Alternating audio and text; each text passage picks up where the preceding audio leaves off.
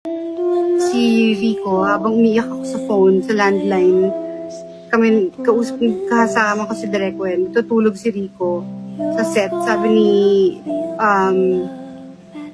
ni Rico, quiet! Gumanon sa akin. Tapos sinigawan ko siya, ikaw ang quiet, umalis ka dito, lumabas ka, ganyan. Tawag ito. Tapos sabi ni Direcwen, uy, Rico, huwag ka nga ganyan kay Kilino, huwag mo na awayin kasi break na sila. Kasi sabi na talagang break na talaga sila. Tapos sabi niya, oo. Tapos mula noon, nagtago kami ni Direcwen sa motel. Sumama na si Rico. Tapos hinatid na ako sa bahay. Doon na ako sumakay papunta sa mga next location. Tapos ang bait-bait niya na sa akin. Tapos yun na, sa labas ng, nung hinatid niya ako sa condo ko, doon siya natulog sa van niya. Sa labas ng condo ko. Oo.